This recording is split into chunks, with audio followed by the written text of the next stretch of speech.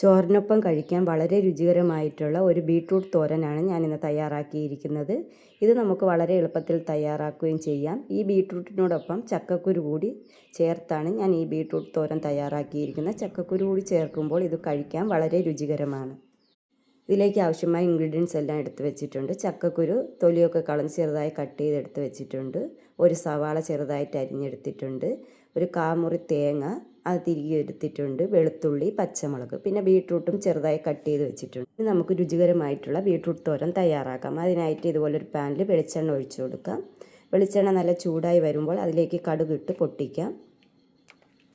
കടു നല്ലതുപോലെ പൊട്ടി വരുന്ന സമയത്ത് നമുക്ക് കുറച്ച് കറിവേപ്പില കൂടി ഇതിലേക്ക് ആഡ് ചെയ്ത് കൊടുക്കാം.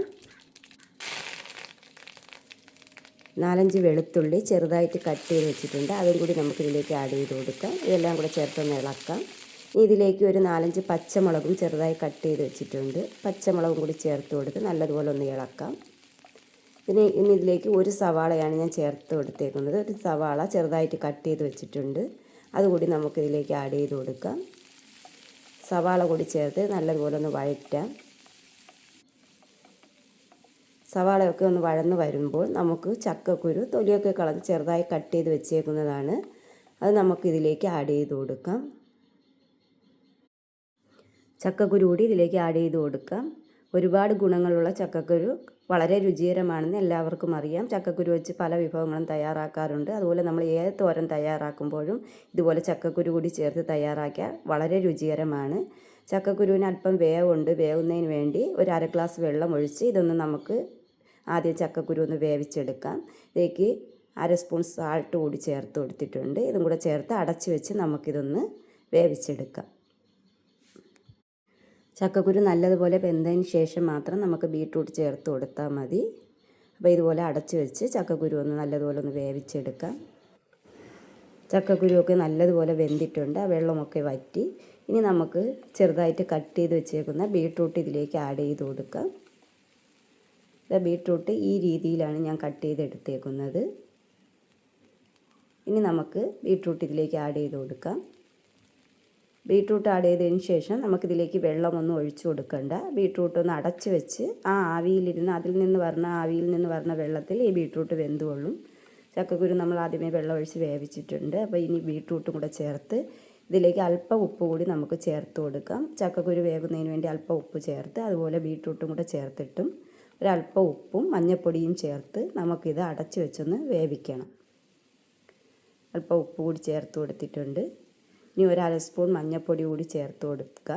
മഞ്ഞൾപ്പൊടി കൂടി ചേർത്ത് കൊടുത്ത് ഇതെല്ലാം നല്ലതുപോലെ ഒന്ന് ഇളക്കിയിട്ട് നമുക്ക് അടച്ച് വെച്ച് ചെറിയ തീയിൽ വെച്ച് വേവിക്കണം. ഇതിന് വെള്ളമൊന്നും ആഡ് ചെയ്ത് കൊടുക്കണ്ട. അല്ലാതെ തന്നെ ബീട്രൂട്ട് നല്ലതുപോലെ വെന്തുകൊള്ളും. ഇതുപോലെ ബീട്രൂട്ടും ചക്കക്കുരുവും കൂടെ ചേർത്ത് തോരൻ തയ്യാറാക്കുകയാണെങ്കിൽ കഴിക്കാൻ വളരെ രുചികരമാണ്.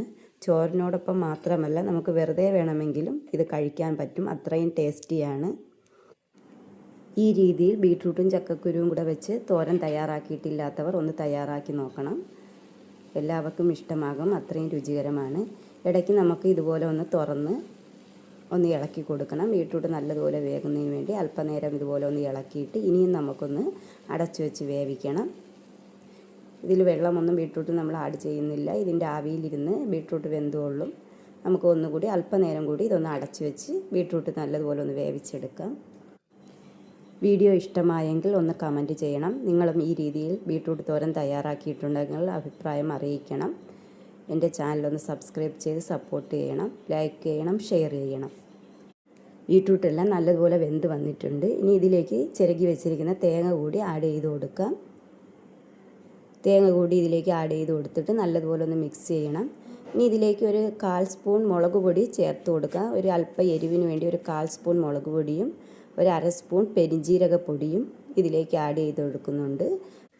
എരിക്ക് ആവശ്യമായ പച്ചമുളക് ഇതിലേക്ക് ആഡ് ചെയ്ത് കൊടുത്തിട്ടുണ്ട്. പച്ചമുളകിൻ്റെ എരി മാത്രം മതി എന്നുള്ളവർക്ക് മുളക് പൊടി സ്കിപ്പ് ചെയ്യാം. ബീട്രൂട്ടിന് എപ്പോഴും ഒരു മധുരത്തിൻ്റെ രുചി കൂടി ഉണ്ട്. അതുകൊണ്ടാണ് അല്പം എരിവിന് വേണ്ടി മുളക് പൊടി ആഡ് ചെയ്ത് കൊടുത്തത്.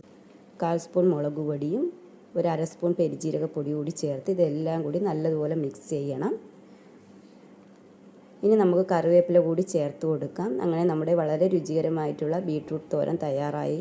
ചോറിനോടൊപ്പം ഇതുപോലെ ഒന്ന് തയ്യാറാക്കി നോക്കണം. ചോറിനോടൊപ്പം മാത്രമല്ല, വെറുതെ വേണമെങ്കിലും നമുക്കിതുപോലെ ബീട്രൂട്ട് തോരനും ചക്കക്കുരുവും കൂടെ ചേർത്ത് ബീട്രൂട്ട് തോരൻ തയ്യാറാക്കാം. ഇനി കറിവേപ്പിലയും കൂടെ ഇതുപോലെ ആഡ് ചെയ്ത് കൊടുത്ത് അല്പനേരം ഒന്ന് അടച്ച് വെച്ച് തീ ഓഫ് ചെയ്യാം. വളരെ രുചികരമായിട്ടുള്ള ബീട്രൂട്ട് തോരനാണ്. ഈ രീതിയിൽ ഒന്ന് തയ്യാറാക്കി നോക്കണം. എല്ലാവർക്കും ഇഷ്ടമാകും. ഇഷ്ടമായാൽ ലൈക്ക് ചെയ്യണം, ഷെയർ ചെയ്യണം, കമൻറ്റ് ചെയ്യണം.